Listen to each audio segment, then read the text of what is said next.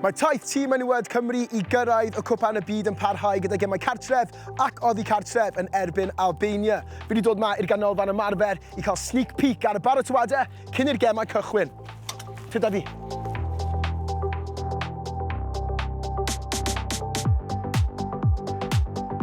Dych chi wedi cael dechrau gwych i'r ymgyrch do. Dych chi wedi cael gem gyfartal, dych chi wedi curo yn arbennig hefyd yn erbyn Montenegro. Sut dath y games yna I chdi? Ie, eitha da. Dyn ni'n hyderus nawr mynd i'r gemau nesaf ar ôl sgorio mor gymaint o goliau yn erbyn Montenegro, so bod hwnna'n neis. Ond ie, nawr dyn ni'n edrych ymlaen tuag at Albania. What's the vibe like in camp at the minute?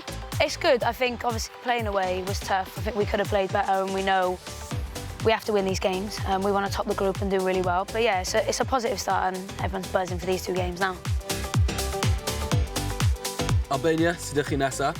Pa fath o her allwch chi ddisgwyl o tîm fel yna? Maen nhw'n tîm transitioner, maen nhw'n defendro'n really well, maen nhw'n tîm yn dod nôl.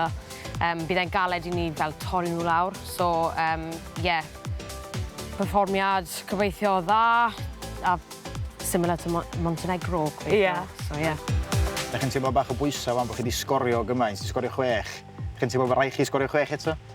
Nee. Na. Dwi'n ddigon, ond dwi'n credu fydd pawb yn hoffi sgorio mor gymaint a Montenegro yn erbyn Albania. What do you expect from these Albania games then? I think it'll be tough. Obviously, we've been reviewing them and we don't take any game lightly. It's always planning the same, whoever we're playing. When we've been looking at it and stuff, they've got some decent players. Yeah. Their wingers like to go 1v1 and that's something we'll obviously look out for. But yeah, other than that, we're backing ourselves against you them. can cope with that, man. Easy. Easy. Profiad o chwarae yn cae ras. Sut ydi o I fod yn ôl fan'na? Mae'r stadiwm cae ras, mae o'n neis ac mae'n enclosed yn bach. So yeah, pob amser mae o'n yn loud iawn.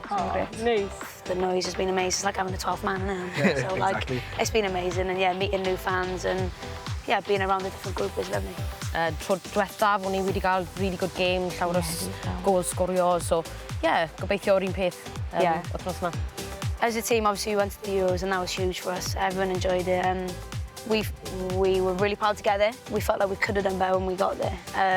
So it's just improving that. But yeah, the next goal now for us as a team and as a country is to get to the World Cup. Be amazing to go to Brazil together and yeah, what a place to kind of mark our place on the world stage again. And that's what we're going to aim for and hopefully we get it.